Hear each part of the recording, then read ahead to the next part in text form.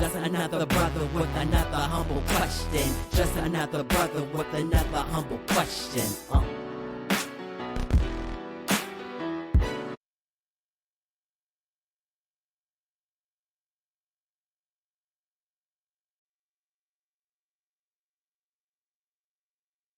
Welcome to A Brother with Questions. I am your host, B. Period. Man, I appreciate y'all for joining me. And we're going to react to what's going on with former President Trump. Of course, he's back on the campaign trail, but we know his trial just ended in New York. Of course, they fined him. Well, I think the number is, they say $355 million. They've banned him from doing business in the state of New York for 3 years.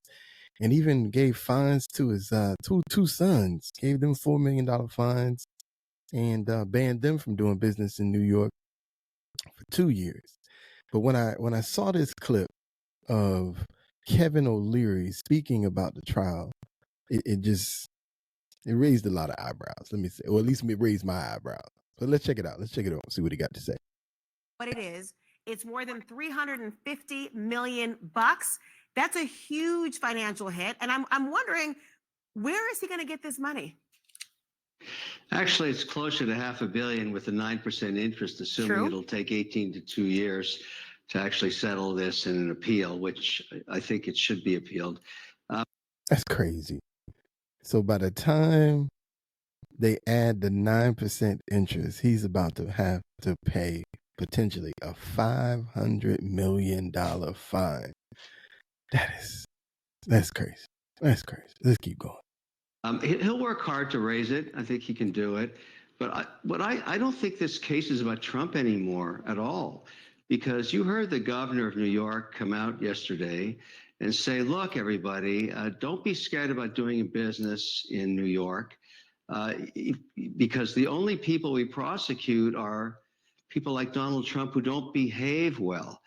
That didn't go over very well with the investment community, because we're all asking each other, who's next? This was a victimless crime. Nobody lost any money. And a judge out of nowhere put on a $355 million penalty. I mean, who's next?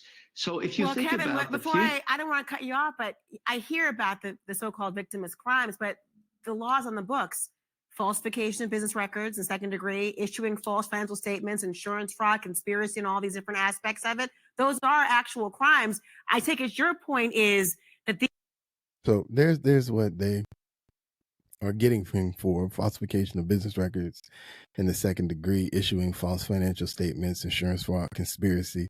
And so, as you heard, though, Kevin O'Leary says this was a victimless crime. Victimless crime. So I'm going to keep letting him talking so we can get into who the supposed victims are in this case. These should not have been prosecuted?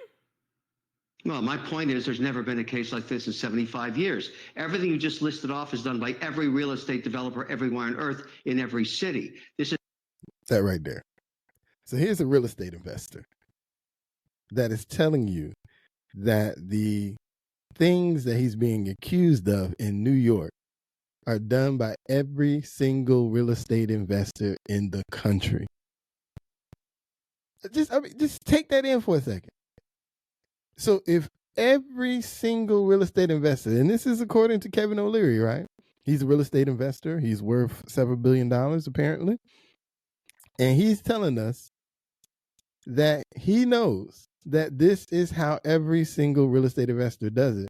But yet, Donald Trump is, according to him, in 75 years in the state of New York, he's the first person to be brought up on charges, or brought up on these particular charges, and deemed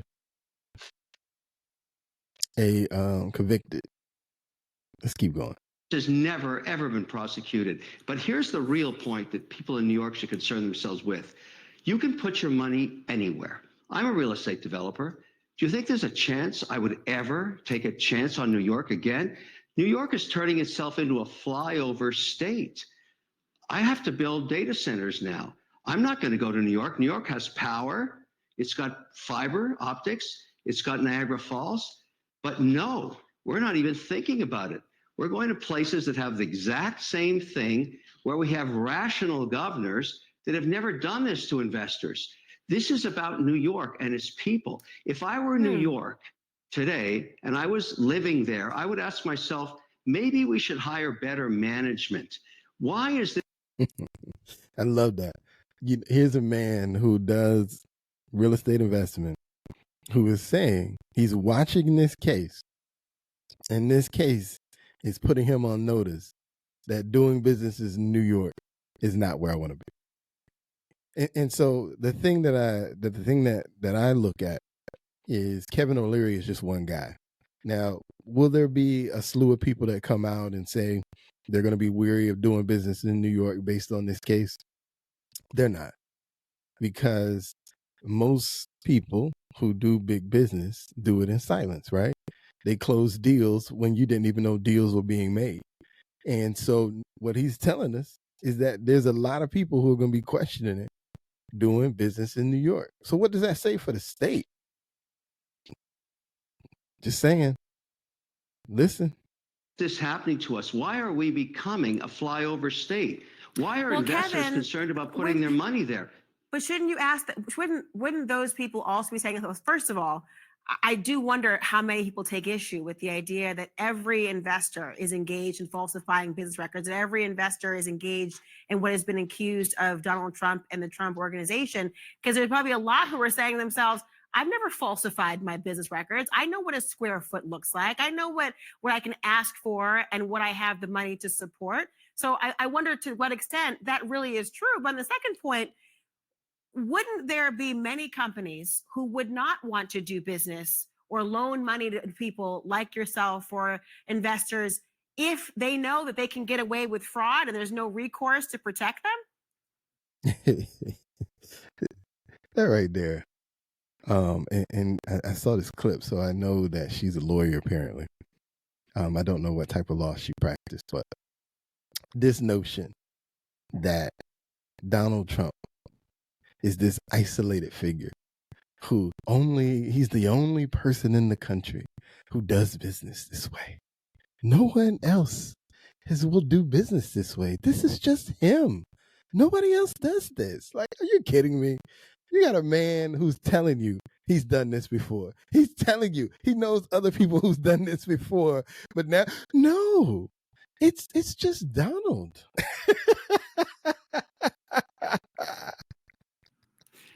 Excuse me, what fraud? This is not about Trump anymore.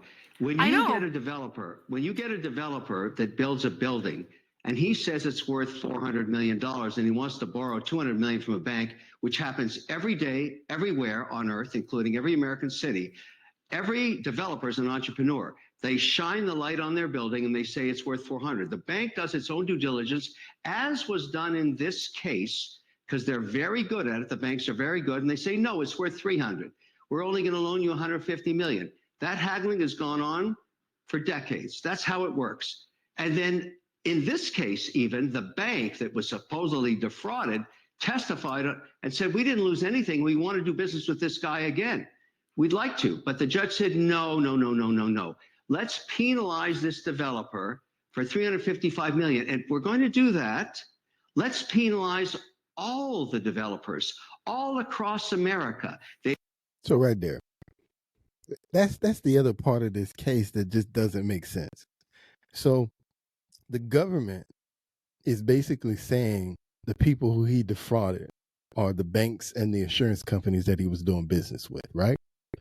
And then they put all the banks and the insurance companies that he was doing business with on the stand, and every single one of them said, oh, we did our own due diligence before we gave him whatever loan or service that he was asking of them, and we decided to do whatever business that they wanted to do.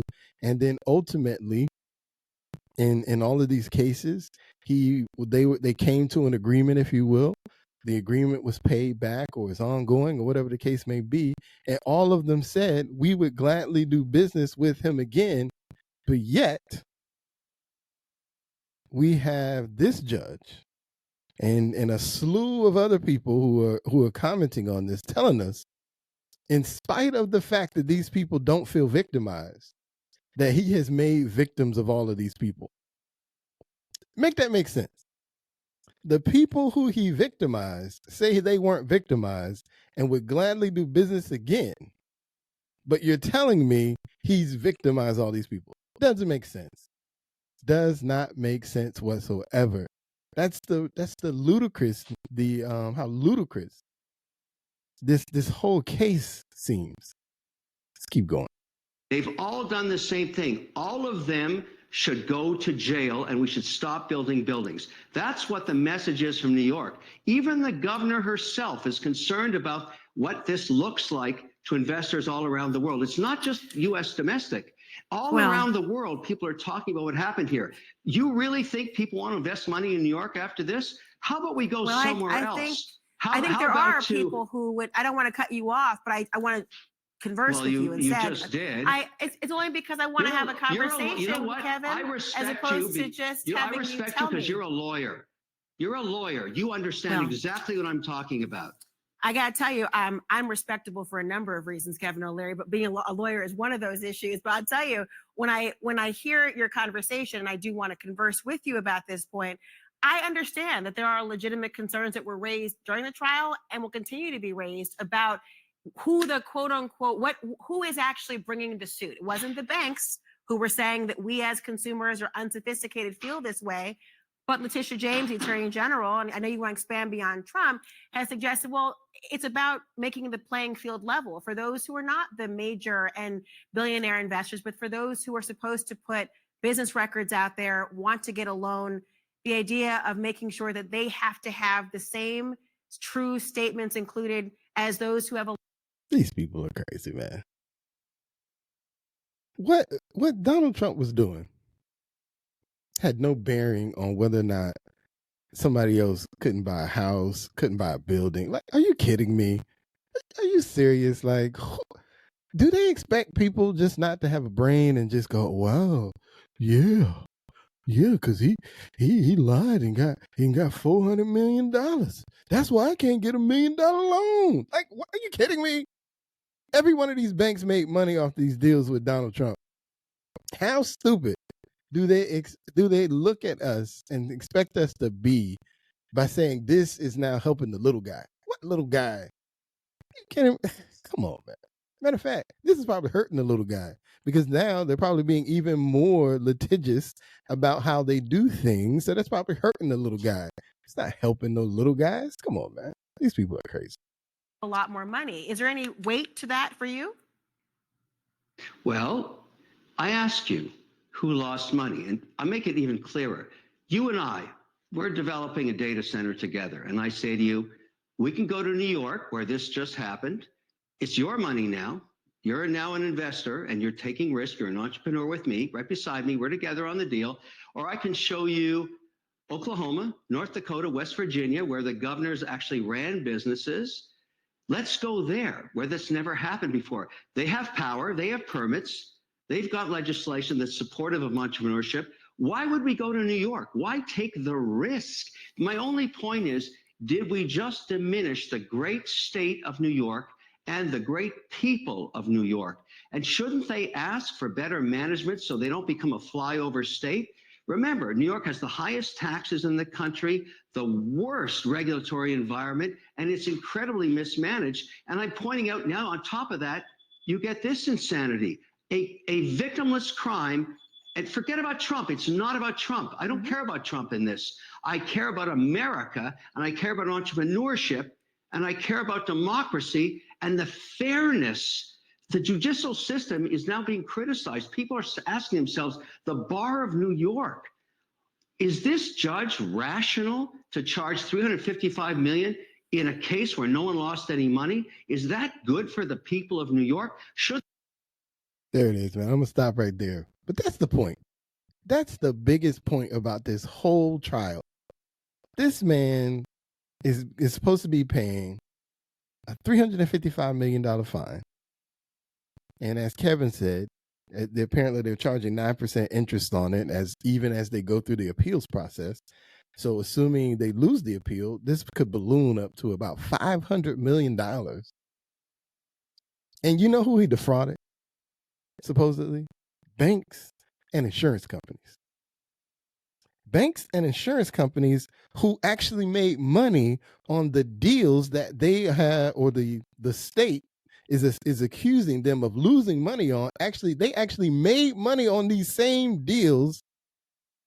And now, in addition to that, the state is arguing they didn't make enough money, so they should get $300 and some odd more million out of these deals where they actually made money on the deals that they were very happy with. Does that even make sense? Who in the world is out here advocating on behalf of banks that they're not making enough money? Because that's what we're talking about. We're out here advocating that, you know what? I don't think these banks and insurance companies are making enough money. I think they deserve another $355 million. This is a joke. This is a joke. And so here we are with this big old fine for former President Donald Trump. And yet no one in the history, in 75 years, they've never, ever charged anyone with any of these charges and convicted them and fined them for any of these things, which we have a real estate investor telling us that, obviously this is not the first time these kind of practices were done. Again, I'm not like this huge Donald Trump fan by any stretch of the imagination. I'm really not. I'm not a big Trump. I'm not that guy.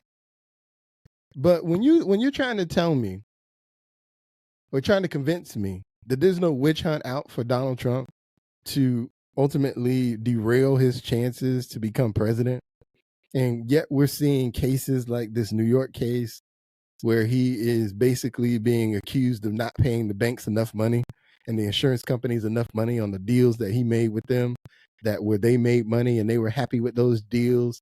And basically you got somebody saying, well, we don't think you made enough in those deals. We think you deserve a few extra $100 million, Mr. Bank, Mr. Insurance Company. Because, you guys, I think you guys got really hurt on these deals. So I think we should give you another few $100 million, Mr. Banker. It's a joke.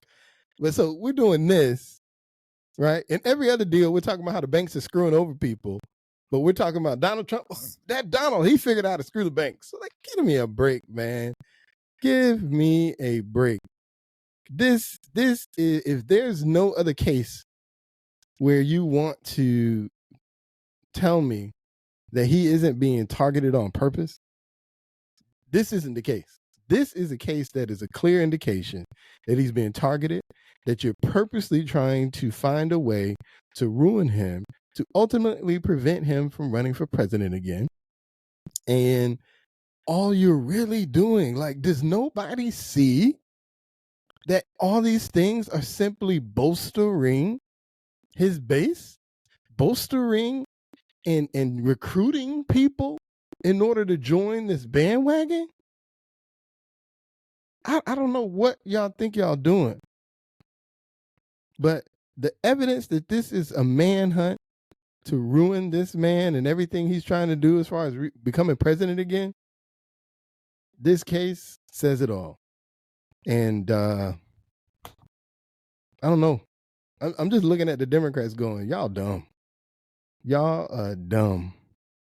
Because y'all trying to get back in office and y'all giving your opponent all the ammunition he needs to bury and destroy you. So good luck, Joe Biden and the Democrats, because you are writing, in my opinion anyway, you're right.